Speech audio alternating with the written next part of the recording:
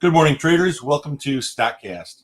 My name is Todd Derby, along with my co-host James Mason, where we try to bring you insights and ideas to help you in your daily trading activities. Good morning, James. How are you? Todd, good morning. I am doing well. How are you doing? Doing well. Did you have a good weekend? Honestly, I can't remember. I'm just working. You didn't get the lawn mowed and get the garden taken care of? Pressure wash the house. Oh, there you go. There you go. You paid a guy $225 to do it. Got it done. Nice. What's going on in the market today?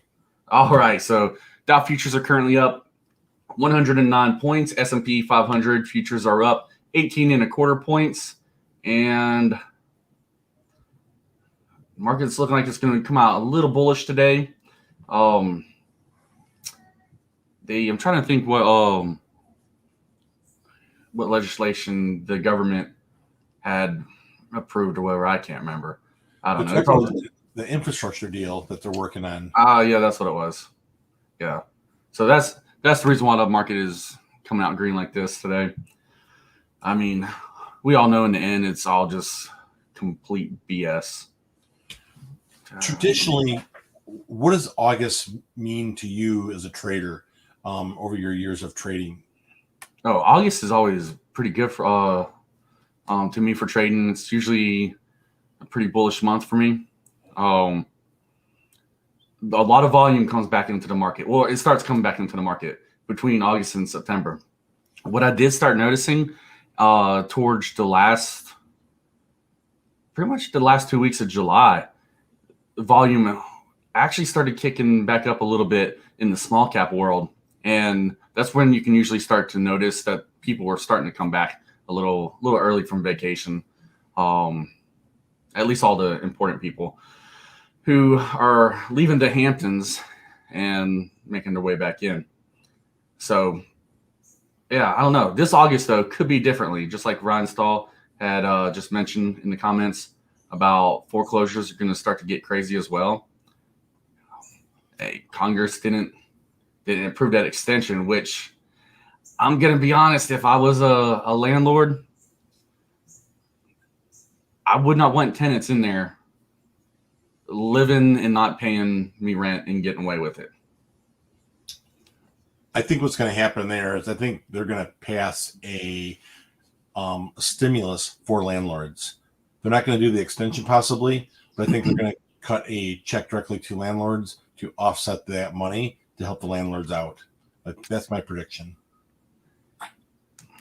I don't know. Honestly, I'm not really sure how to really think about that one. A large part of me sees it as in the government just isn't going to care about the landlords, and they're just going to tell them, hey, figure it out. We got bigger problems to worry about. There's already a program out there for the tenants. Now, getting those funds into the hands of the tenants to pay their bills, and we all know how the government works. You know, you could owe $100 on something, and they're gonna only, if they're gonna help you out, which it's not the government's responsibility to help people out to an extent, but they're gonna show up and just show up short. I mean, we know that. The government's always going to show up short. But yeah, if I was a landlord, it would suck to really have like tenants who are just riding out the system. And a lot of these tenants, it comes down just life in general. A lot of people don't do their research. A lot of people don't pay attention until the shit is hitting the fan. And then they show up and they're like, WTF, guys. Like, this can't happen to me. This is BS. And then when everybody's like, hey, this information has been out here for y'all. Like, why didn't you capitalize on this? And they're like, well, I didn't know. Well, you have to pay attention in your situation. Like, that's life. And that's how a lot of these tenants are going to do. They're going to be like, yeah, but I haven't paid my rent for 7 damn months. You mean to tell me that I owe all 7 months right now? Yes. Like, this was just not a free hall pass. So a lot of people can have a hard time swallowing that pill. Yeah, they're not gonna nip them for 7 months all at once. They're gonna give them payment plans, and they'll get stretched out. It takes time to get in the courts. I don't think we're gonna see an immediate effect on the landlord situation. I think the Democrats have a bigger problem that they're dealing with right now, and that is Vice President Kamala Harris is underwater on her ratings. She has been rated as the worst vice president since the early 70s. And this whole plan of grooming her to be president is falling apart quickly for them. So they've got to figure out a way to keep Biden alive longer. Yeah, right. Took the words out of your mouth. They've got bigger concerns because she is not well liked right now. Yeah. So who did you vote for in this last election? I'm just messing with you. The customers.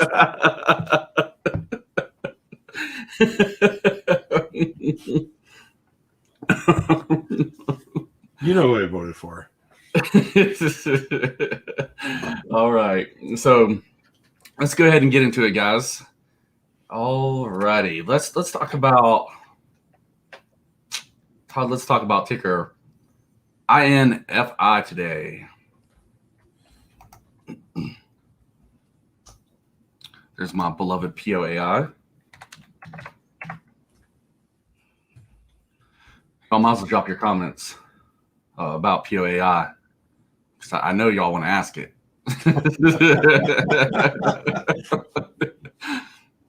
All right. So this is ticker INFI. So last update on the short interest, 4.4 million shares being short, roughly a little over 6% of the float. Days to cover 2.4 days. For the share structure, shares outstanding 88.7 million shares. The float 71.8 million shares. And yeah, that's the share structure. So let's take a look at the daily chart right here. So Todd and I was actually speaking about this pre-market, talking about that weird daily gap down and then gap up. I mean, I'll be honest, that is a bearish signal. It usually doesn't gap down like this on the daily chart and then gap right back up like that and then hold up and then continue on. But this one possibly might. The day after that gap down, or 2 days afterwards, Wells Fargo came out with a price upgrade, target price to between $4 to $14. And also got another one today. Yeah, who hit them today? I don't know. All right, I just saw it come up as an upgrade. Yeah, they were in the upgrade list I sent out. So there's something going on behind the scenes, and they had they're tied to breast cancer, and the short news is they had a toxicity issue that if they can alleviate that issue, they should be good to go. So this is a ticker that's definitely on my watch as a biopic. I'm going to be paying attention to it because I think it's got potential down the road. Same here. I'm definitely going to have eyes on this as well. And really, I'm going to start watching this thing at the break above. Actually, not that high. Hold on. Slide it down just a little bit. At the break above 315. And I'm going off this candle back here where it hit that high. And you can see how it responded last time it broke above that. So we still have a decent amount of time before we get up there. Well, maybe not a decent amount of time, but PPS wise, we still have a decent amount of range before we get up to 315 and breaking above that. But that is where I'm looking to start to make my entries. And my target price, I might shave a little bit off depending on how heavy I am. And I'm not sure if I'm going to get heavy in this one or not. But you got to plan for both ways. So if I am heavy, let's just have a few thousand shares, and that may not necessarily like be heavy, but I'm just talking in general. If I have like a few thousand shares, I may shave a little bit off. I may take half my profits. It really just depends on what's going on here. If it hits this range around $4.30, 4.40. That'd be my first target price. Now, if they release like a strong catalyst or something, I mean, that's obviously going to change the name of the game. But my next target range will be around this 540 to 550 range.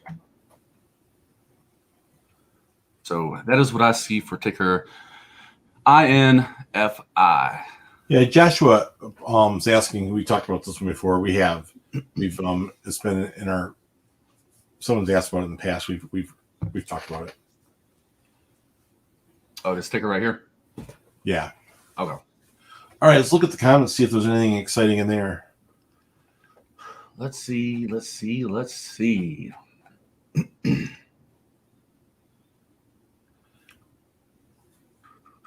So good morning for the people who are just tuning in right now.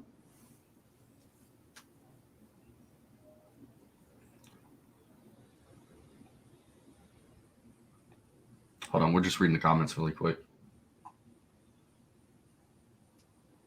So we should mention POAI.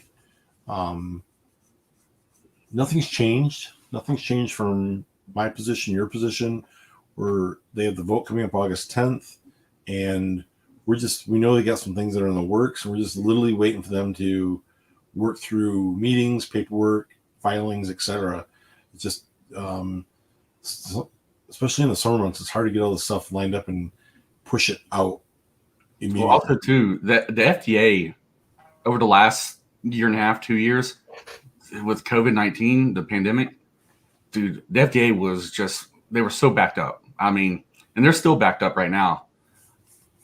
And I mean, I'm sure they're probably making their way, through those cases and filings and stuff that have been submitted to them over the months. But I mean, we're talking official, government documents, for the FDA or whoever they may be trying to make a partnership with or whatever they're going to release. I can't tell you how many times when I've been tasked, like back in the day when I worked for a company, when I'd be tasked with whatever contract or whatever BS was going on, and there'd be a date for the contract, and then when everything was all said and done, it would usually be weeks later. That's just the name of the game. And anybody who has honestly held a professional, role, mid-level management or higher, y'all know what's up. I mean, there are timelines that get put out there, and I mean, think about it, guys. Like, how many times has something blown through a timeline? I mean, that's just life. It happens all the time. So that's what's going on, in my opinion, with POAI. And I've been telling everybody this for freaking weeks because everybody's just been so stuck on end of July. And literally everybody was like, I kept telling everyone, hey, like, give it a couple more weeks. Don't get your hopes up. These things, we're talking, again, I'm not putting any words in the company's mouth, but we're talking about anything from contract deals, FDA stuff, big stuff, important stuff, that it's not like, oh, yeah, it's not like pulling up to McDonald's drive-thru and be like, yeah, I want this, and it's a done deal, and you walk away. There's so many checks and balances, so many legalities. It just takes time. But yeah, guys, I mean, it just really comes down to, if you're just that tired of holding on to it, you have to make that decision on your own. I know what I'm doing, and I'm completely fine with holding this. So, yeah, I am long and strong in predictive oncology. And like Todd said, nothing has changed. It's stand by and wait for certain things to wrap up with them and the company. Ditto for me. Take a look at Square. Square had a play today. They bought a company, and their stock took a little dip this morning. Oh yeah, I saw it. It was called like Afterpay, an Australian company. Yeah, so like a high $1 billion deal, and $29 billion. Yeah, that's a lot of money. Yeah, they should have bought us out. They could I have don't got know us. why. I don't know why they would, but I'm just saying like, that would have been a cool idea. We might have sold for we might have sold for a letter with an M in it and that would be in it. I'm cool with that.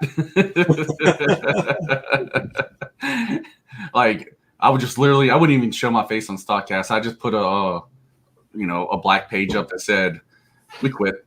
We sold the company. We quit." I'd put up a sign that says "Gone fishing." I'd like gone to the bank, count my money.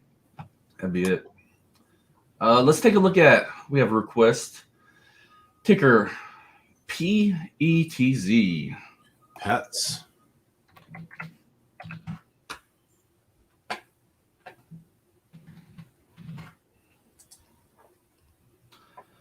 All right. For ticker PETZ, last update for short interest. Pretty much nothing there, only 76,000 shares. Shares outstanding, we'll round it up to 55 million shares outstanding to float. 13.7 million shares for the float. And there's almost 82% held by the insiders, which is pretty significant. But at the same time, next to nothing for institutions. So I do like the chart setup. And I'll show you what I mean by that. So if you kind of like zoom out here on the daily chart, we can see this last spike right here in mid-February. But overall, it's just kind of going sideways. That's what I like to see most. I like to see it go sideways. Just makes it a little bit easier to kind of anticipate when it's going to make a big move. I mean, that big move could be to the downside as well. Like, don't get me wrong. But when something is going sideways for such a period of time, for instance, like looking back here, as it is extended for months without really doing crap, you should just get these quick spikes, and you can make fat profits if you time it pretty nicely. So, what I'd personally look for an entry here in pets.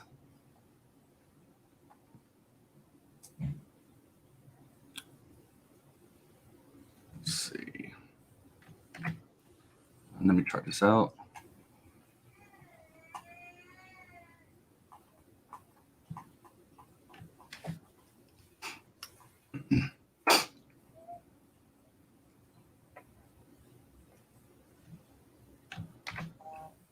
All right. So for me, I would look for that entry at the break above 332. And the reason why I say that is you can see that non-EMA right here.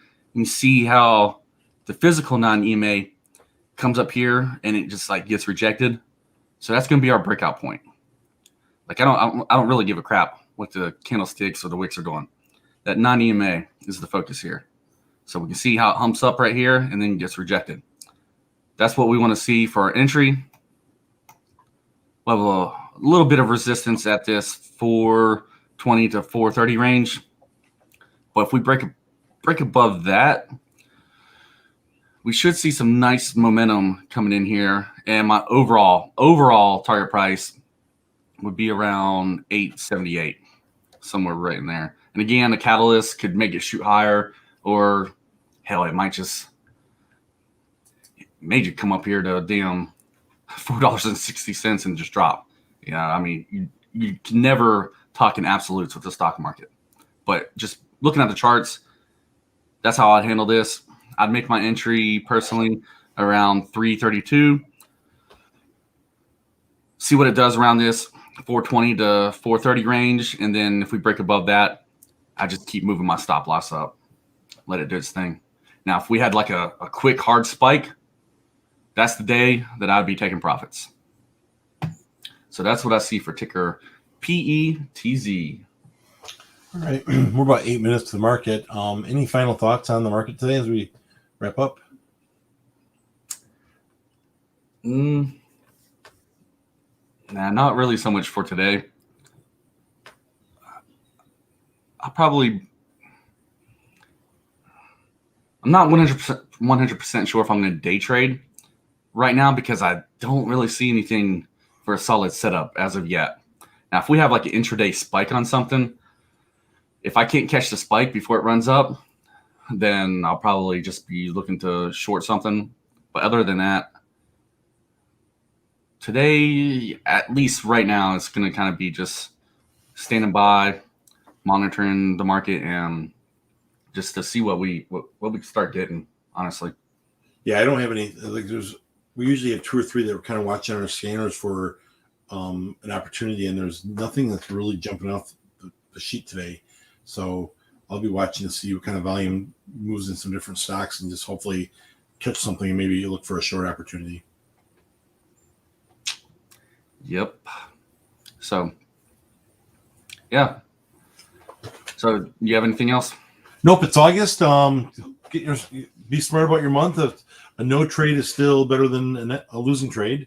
So be smart about your trades today. Be careful. And as we head into August. All right, guys. So we appreciate everyone tuning in this morning. If you haven't yet, be sure to hit that like button and drop us a comment. Drop us a comment on the real YouTube. Apparently, YouTube doesn't even count this crap as engagement, like in the comment section, which is silly. YouTube is so hard to freaking grow on. Honestly, I don't even freaking care anymore. I don't even mess with TikTok anymore. I mean, it's just. I posted a video the other day about predictive oncology, just showing my email, and it took them 18 hours to approve it. Everybody's coming down on finance platforms. Well, not platforms, channels. All things Wall Street bets. I will see you guys tomorrow. All right, Todd. I was still talking to you. Everybody else is still talking to you. Todd can't leave until I officially say the show's over. So I'm just kidding. All right, everyone. So everyone take care, trade safe, trade smart, and we will catch y'all tomorrow.